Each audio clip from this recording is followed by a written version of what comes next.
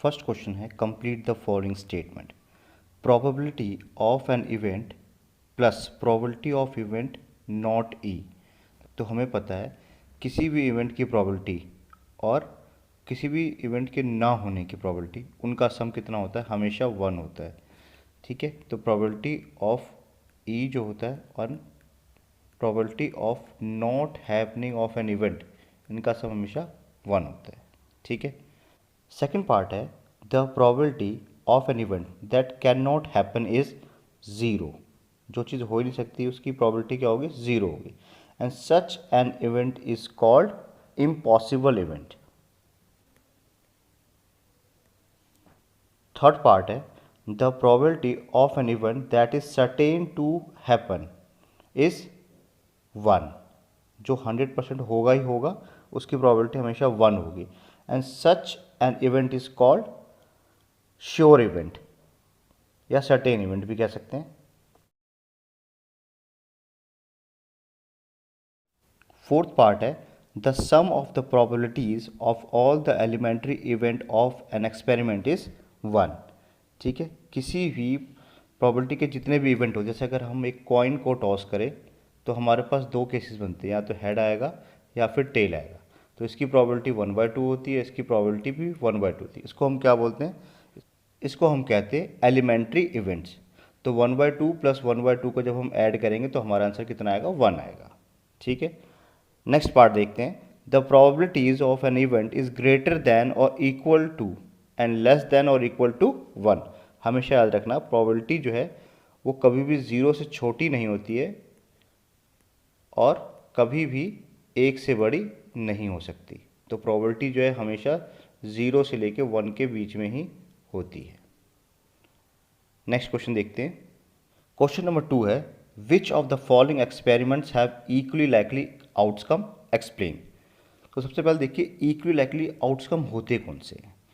ऐसे आउटकम जिनके equal chances होते हैं। जैसे सपोज कीजिए कि एक कॉइन को टॉस करेंगे, या हेड आ सकता है या टेल आ सकता है, तो इसकी प्रोबेबिलिटी 1/2 होती है, इसकी प्रोबेबिलिटी भी 1/2 होती है। इसको हम क्या बोलते हैं? Equally likely outcome. लेकिन सपोज कीजिए एक बैग है, इस बैग में बहुत सारे बॉल हैं।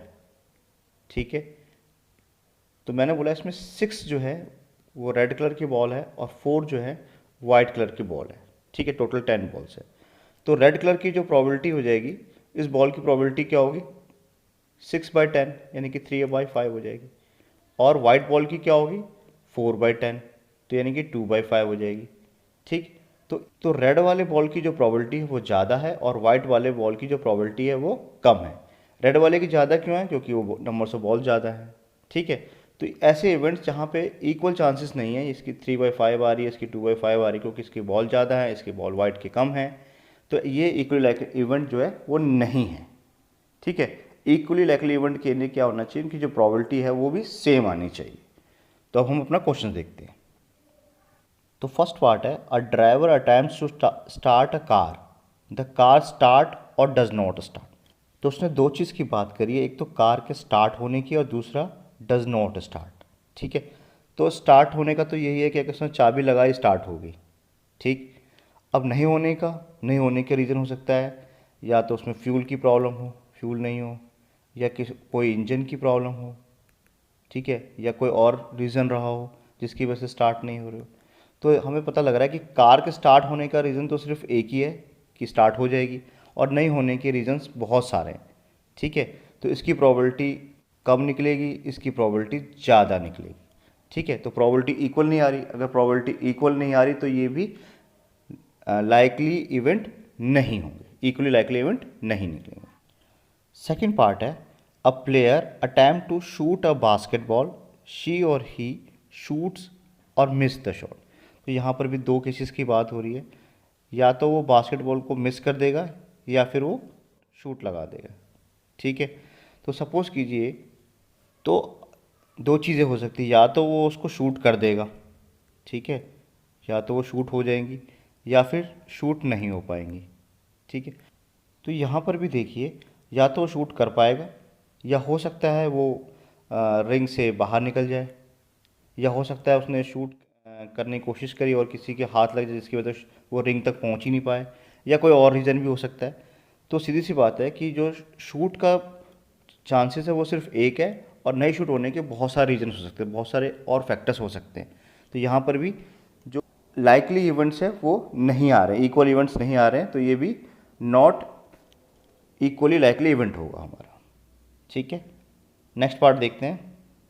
थर्ड पार्ट है a trial is made to solution true false question the solution is right wrong. ठीक है, तो यहाँ पर हमारे पास दो ही सॉल्यूशन आ रहे हैं, या तो ट्रू आएगा या फॉल्स आएगा। तो ट्रू होने के भी चांसेस उतने ही हैं, 1/2 होंगे, और फॉल्स होने के चांसेस भी 1/2 ही होंगे, या तो क्योंकि वो ट्रू होगा या फिर फॉल्स होगा, सही होगा या गलत होगा। तो ये इक्वली लाइकली इवेंट है, तो ये हमारा आंसर क्या हो जाएगा, this experiment is equally likely outcome. Next question देखते हैं। फोर्थ पार्ट है a baby is born, it is a boy or girl. जो भी बेबी पैदा होगा या तो वो बॉय होगा या फिर वो गर्ल होगे, तो या तो 1/2 1/2, यहाँ भी प्रोबेबिलिटी सेम है, तो ये भी क्या होंगे हमारे इक्वली लाइकली आउटकम हो जाएंगे। नेक्स्ट क्वेश्चन देखते हैं। क्वेश्चन नंबर 3 है why is tossing a coin considered to be a fair way of deciding which team should get the ball at the beginning of a football game.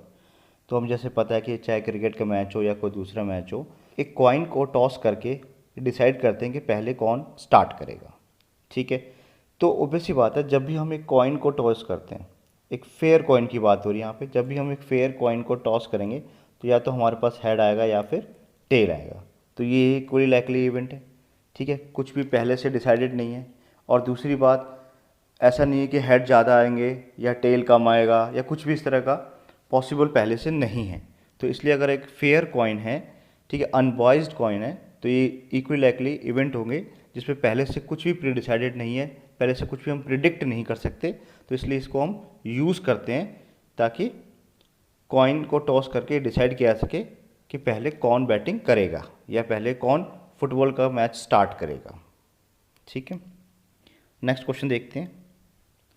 Question number 4 है which of the following can not be the probability of an event. तो हमें पता है कि जो probability की जो value होती है वो 0 से स्टार्ट होकर कहाँ तक जाती है, वो 1 तक जाती है। तो 0 से छोटी नहीं हो सकती, 1 से बड़ी नहीं हो सकती, और हमारा जो ऑप्शन यहाँ पे बी दिख रहा है, ये माइनस में दिख रहा है, ये कभी भी पॉसिबल नहीं है। ठीक है, तो उसने पूछा can not be the probability, तो B can not be the probability, -1/2 कभी नहीं हो सकता। नेक्स्ट क्वेश्चन देखते हैं।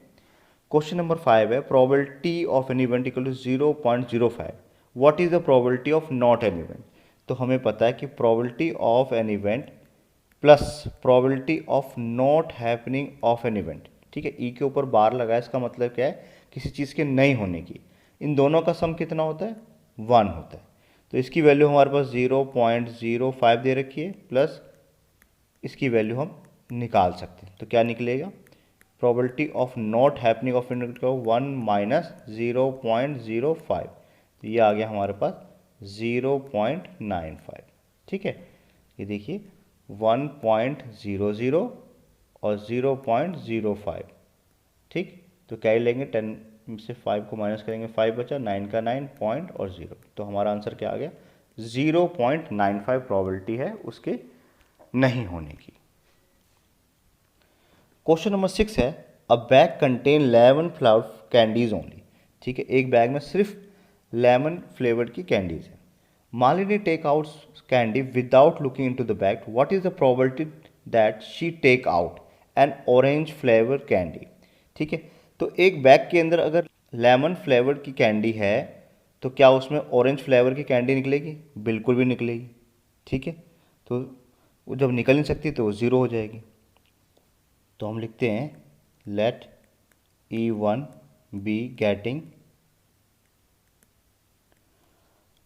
एन ऑरेंज फ्लावर कैंडी, तो ज़ीरो है, तो प्रोबेबिलिटी क्या हो जाएगी इसकी, 0।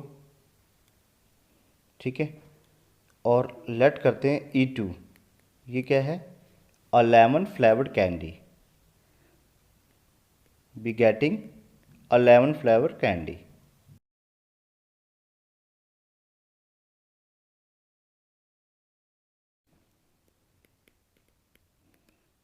तो सारी की सारी जो कैंडी है वो लेमन फ्लेवर की है, तो कुछ भी कैंडी हम निकालेंगे उस बैग में से तो वो लेमन वाली निकलेगी, तो उसकी प्रॉबिलिटी 100% है कि वो लेमन वाली ही निकलेगी। इट मीन्स ये श्योर प्रॉबिलिटी, श्योर इवेंट है, तो इसका जो आंसर होगा कितना हो जाएगा, 1 हो जाएगा। श्योर इवेंट की जो प्रॉबिलिटी होती है वो 1 होती है, और जो इम्पॉसिबल इवेंट है उसकी प्रॉबिलिटी क्या होती है, 0 होती है, क्योंकि वो हो ही नहीं सकता। नेक्स्ट क्वेश्चन देखते हैं। क्वेश्चन नंबर 7 है, it is given that in a group of 3 students the probability of 2 students not having the same birthday is 0.992। What is the probability that the 2 students have the same birthday. तो हमें पता है किसी भी चीज़ के होने की प्रोबेबिलिटी प्लस किसी भी चीज़ के नहीं होने की प्रोबेबिलिटी, उसका सम 1 होता है। ठीक है, तो इसमें 2 स्टूडेंट्स के सेम बर्थडे ना होने की है 0.992। ठीक है, तो उसके हम होने की निकाल देते हैं। तो प्रोबेबिलिटी ऑफ एन इवेंट क्या हो जाएगा, 1 माइनस 0.992, ये आ गया हमारे पास 0.008। ठीक है, नेक्स्ट क्वेश्चन देखते हैं। क्वेश्चन नंबर 8 है, अ bag contain 3 red balls and 5 black ball.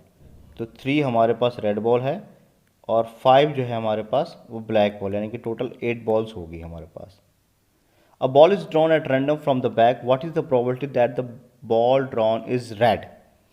तो सबसे पहले हम लिखते हैं let E1 be getting a red ball।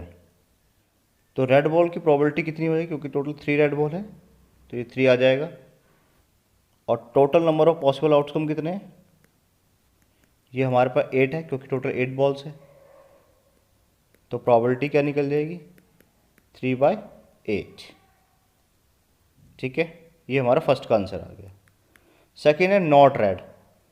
तो नॉट रेड का क्या होगा, अगर ये रेड की आने की है तो बाकी नॉट रेड की होगी, तो 1 में से माइनस भी कर सकते हैं, या हमें पता है कि बाकी जो बॉल हैं वो ब्लैक बॉल है तो वो 5 है। तो let E2 be getting a not red ball. तो हमें चाहिए not red ball, red ball नहीं चाहिए, तो हमारे पास रेड बॉल को हटा के 5 जो है ब्लैक बॉल है।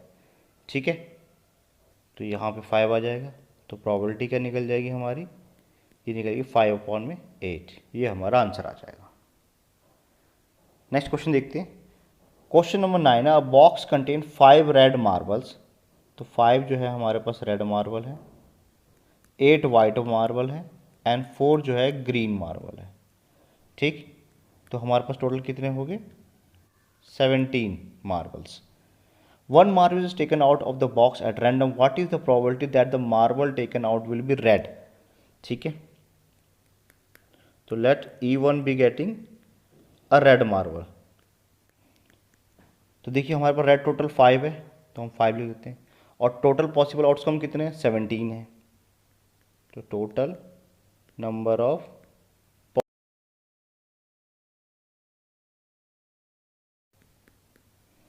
तो प्रॉबिलिटी कितनी निकल जाएगी हमारी, ये है 5/17। सेकेंड पार्ट देखते हैं। वाइट चाहिए, तो let E2 be getting a white marble. तो वाइट मार्बल जो है हमारे पास 8 है, तो प्रोबेबिलिटी कितनी निकल जाएगी, 8/17। थर्ड पार्ट देखते हैं। थर्ड पार्ट है हमारा नॉट ग्रीन। अब हमें जो है ग्रीन नहीं चाहिए, तो हमें या तो रेड चाहिए या वाइट चाहिए, तो ये 13 है, तो let E3 be get not getting a green marble.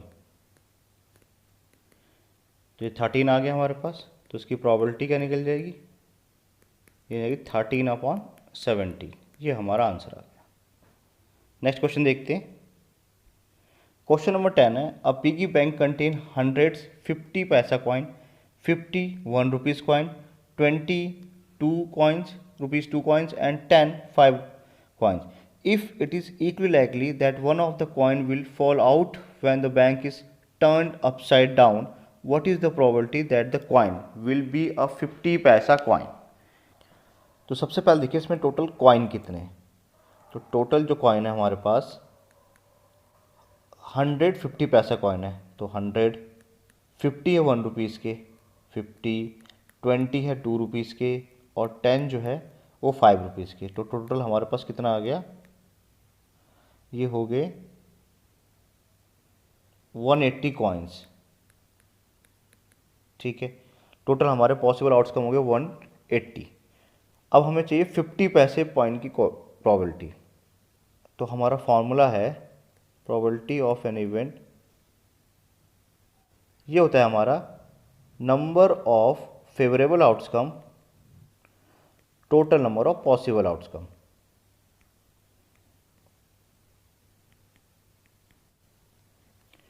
तो हम सबसे पहले 50 पैसे की निकालते हैं। तो लेट E1 बी गेटिंग अ 50 पैसा कॉइन। तो 50 पैसे के जो टोटल 100 कॉइन्स है, तो 100 होगा, तो प्रोबेबिलिटी क्या निकल जाएगी इसकी 100 अपॉन 180। 0 से 0 कैंसिल आउट हो गया, 2 से काटेंगे 5 और 9, तो हमारा जो आंसर आ गया 5/9। सेकेंड पार्ट है will not be a ₹5 coin, 5 रुपये का कॉइन हमें नहीं चाहिए। तो let E2 not getting a ₹5 coin.